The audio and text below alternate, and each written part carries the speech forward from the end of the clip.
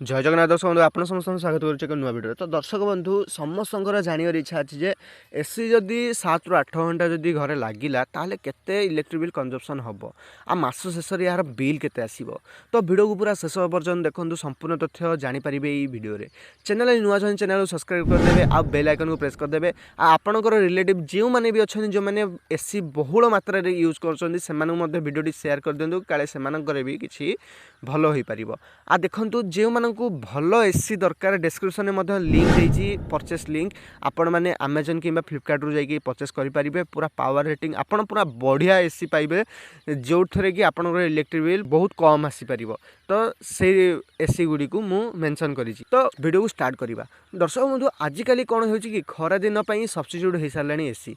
तो समस्ते चाहते घरे एसी लगाइए भल एसी गोटे लगाइए आ पावर कंजप्शन जमती टी कम हो। देखो एसी डिपेंड करे आपणकर रूम साइज आउ आपणकर केते स्टार रो नौचंदी से ऊपर डिपेंड करे। आजिकल समय कौन हो कि समस्ते एसी लगाउछंदी नॉर्मली समस्त इच्छा जे केते इलेक्ट्रिक बिल आसीबो। देखंतु आपणकर नॉर्मल जदि 1.5 टन रो जदि एसी टे लगेले सेटार किलोवाट होची 1 माने 1500 किलोवाट रो सेटा रहउची तार लोड।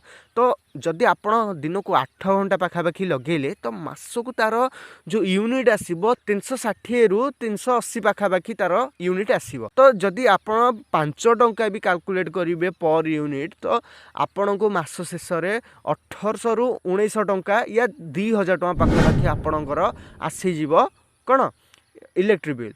तो से हिसाब रे आपण कैलकुलेट करूँ जदि ताठारू अधिक समय जदि भी आपण एसी लगाउछंदी आपणकर सिंगल गोटे गोटे एसी रु एतिकी एतिकी इलेक्ट्रिक बिल उठियो। जदि आपण घरे मल्टीपल एसी लगाउछंदी तो से हिसाब रे आपण कैलकुलेट करि परिबे केते एसी लागियो। तो से हिसाब रे आपण भाबंतु आपणको घरे एसी रो इलेक्ट्रिक बिल केते आसीबो।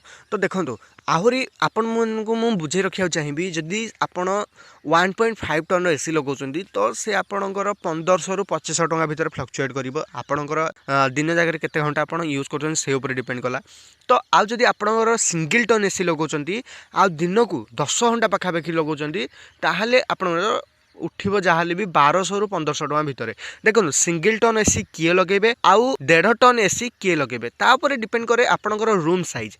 आपणकर रूम साइज जदि 100 स्क्वायर फुट रु 120 बा 150 स्क्वायर फुट भितर रहउची 150 भी नुहे 120 स्क्वायर फुट भितर रहउची ताले आपण मानकु 1 किलोवाट रो एसी काम करिवो। किंतु आपण जदि बड़ रूम 150 स्क्वायर फीट रु जदि अधिक बड़ रूम अच्छी जदि सेथिरे लगाइबा चाहछन ताले 1.5 टन वाला एसी लगांतु। कारण देखो आपण जदि छोट एसी लगेबे इलेक्ट्रिक बिल कम उठे बोली भाबिकी ताले आपनकर एसी डैमेज हो जिवो बड़ रूम को से कूल करि परिबो नाही। किंतु 1.5 टन एसी आपनकर जदि रूम बड़ अच्छी रूम साइज बड़ अच्छी ताहले आपण माने 1.5 टन एसी लगांतु। किंतु रूम छोट थाई जदि आपण 1.5 टन एसी लगे देले ताहले आपणकर पॉकेट ही गरम हबो ता छडा आउ किछि नुहे आउ से तो बिल्कुल हेमिति भी ठंडा करि परिबो।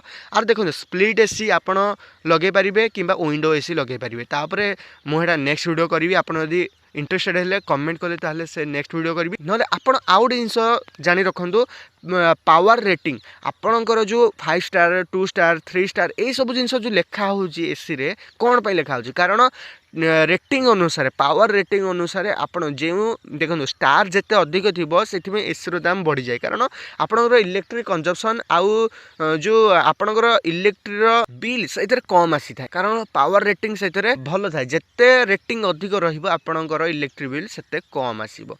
लॉन्ग टर्म में आपण भाबी रखंतु बहुत कम बिल आसे। जो जगह आपण जदि 3 स्टार एसी लगेले 1.5 टन वाला मु जो आपण को हिसाब देली कैलकुलेशन बतेली जदि 1800 रु 2500 टका भितर जदि आपणकर इलेक्ट्रिक बिल आसुची 1800 रु 2000 टका भितर जदि इलेक्ट्रिक बिल आसुची ताले आपण जदि भल रेटिंग रो दी एसी टे लगेले ताले से 100 200 300 400 टका कम हो पारे। तो आपण एही हिसाब रे एसी किनंतु आ डिस्क्रिप्शन में मध्य लिंक देछि जे आपण जदि इंटरेस्टेड अछंदी एसी किनिया ताले एठु किनि परिबे ऑनलाइन रो अमेजन फ्लिपकार्ट रो भी बहुत लोग किनुचंदी। तो आपण किनि परिबे हेडा आपण ऊपर डिपेंड कला। पुनी देखाबा नेक्स्ट वीडियो रे। जय जगन्नाथ।